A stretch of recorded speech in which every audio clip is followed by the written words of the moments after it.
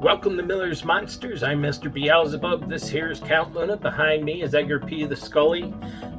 His head's kind of cut off here because I want to make sure Luna gets full view in this. And we're going to talk about Elizabeth Bathory.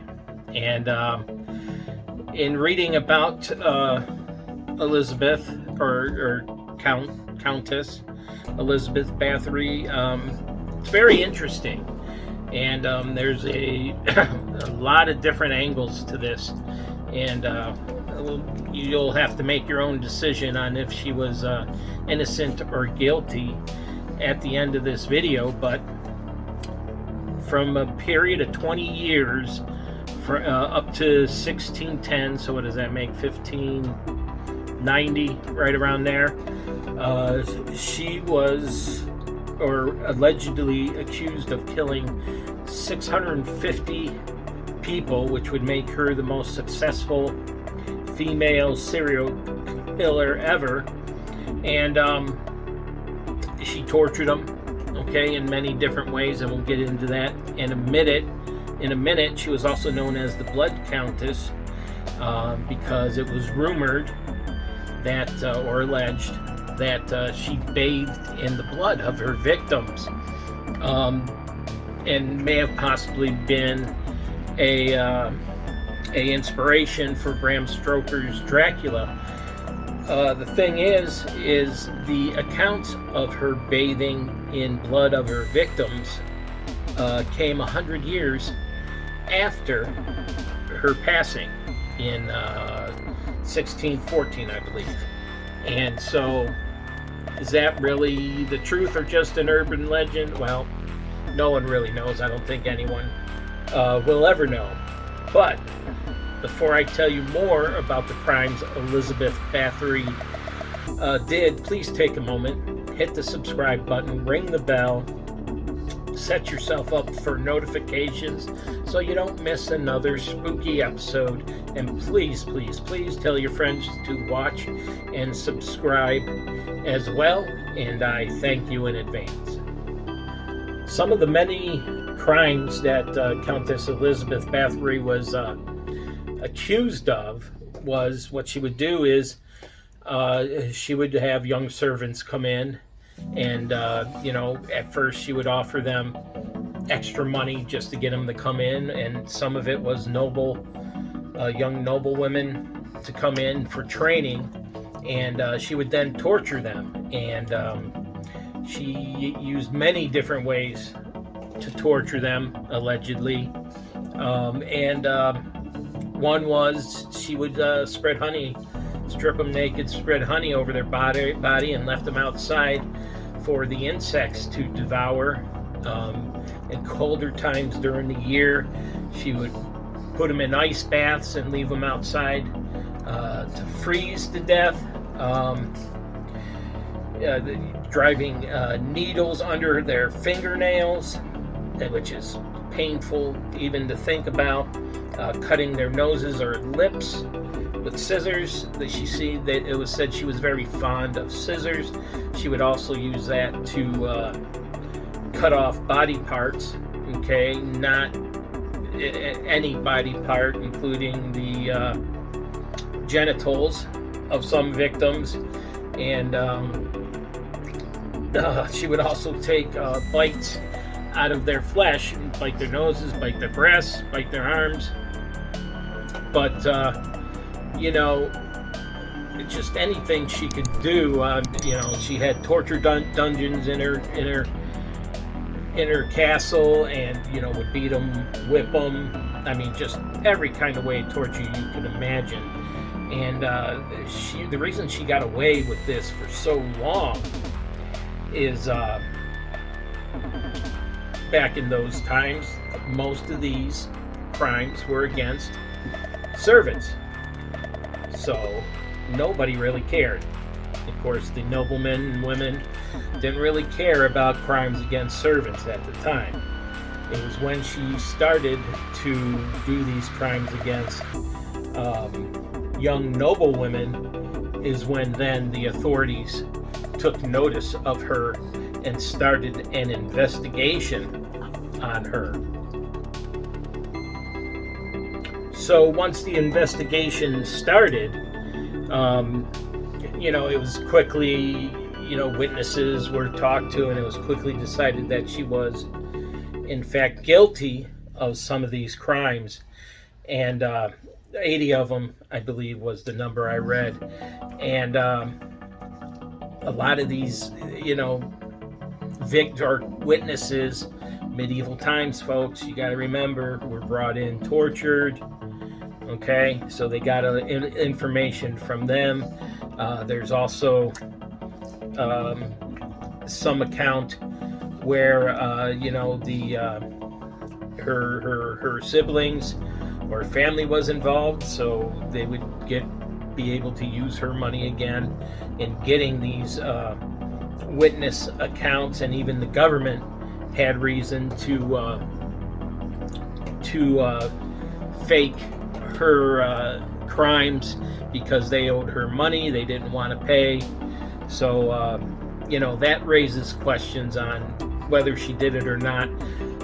She definitely did some of this, folks. Not all of it may be real, but she is definitely guilty of torturing hundreds of I shouldn't say definitely, that's my opinion, allegedly torturing hundreds of women.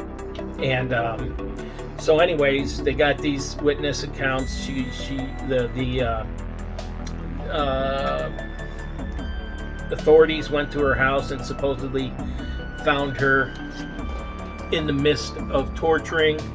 By some accounts, in some accounts she wasn't, but anyway, she was placed under house arrest because she was a noblewoman, basically, and the state, they wanted to avoid a scene, and some say she wasn't put on trial, just under house arrest, and others say she was put on trial, she pleaded innocent, but of course with the abundance of witnesses, she was found guilty and sentenced to house arrest. Either way, she was sentenced to house arrest and was under house arrest, never unable to leave the castle until her death in 1614. And it is just boggling to think about all the people that she tortured, but it's also, what would lead someone to come up with that mindset. And in a minute, we'll go over what might have led to her mindset at the time. So, what could have driven Countess Elizabeth Bathory to this mindset of torturing her servants with pleasure and getting joy out of it? Well, it could date back to childhood, okay? And, obviously, everything starts with family. I'm not going to get on that soapbox, but her parents were known to torture their servants. Apparently, back in this time, it must have been, like an everyday thing just to torture your servants. I don't know why, but for joy, we know, I've told you a lot about medieval torture devices, so this isn't that far of a reach back then. And so her parents often tortured their servants, so she was subject to this at a very young age and probably grew accustomed to it.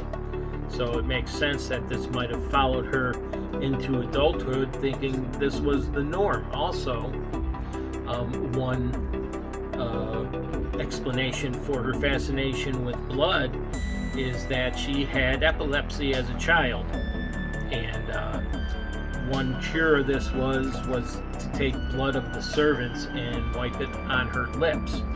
So, that possibly could be a reason why she is rumored to have taken these blood baths. And then also she supposedly hooked up with some witches who helped guide her through these tortures and how the blood would keep her young. So she probably didn't have good people hanging around her. And then also her husband, okay, who enjoyed killing people. He was, he fought in the wars and took pleasure in killing people, and supposedly he was the one that taught her how to rub honey over the people and put them outside for the insects to devour. So again, this is all, she lived in 1600s, okay? So how much is true, how much is false, I don't know. All right, but this is a version of her childhood that leads credence to how she would grow up being this type of serial killer. And it's not a far stretch.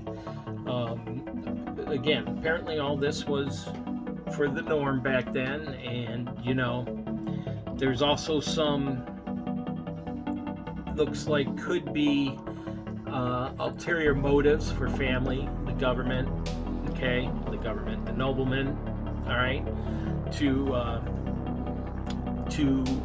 exaggerate the murders against her. And it was said that she had a list of all her people she killed in a diary written in her hand, although that book's never been found. So there's some questions on whether that's true or false. Either way, she was a very evil person, I believe, in my opinion, and you can make your own opinion now. I hope you enjoyed what you heard. Please take a moment, hit the subscribe, ring the bell, hit the like button, set yourself up for notifications, and please tell your friends to like and subscribe as well. And for Mr. Beelzebub, Count Luna, Edgar P. the Scully, we'll talk to you later.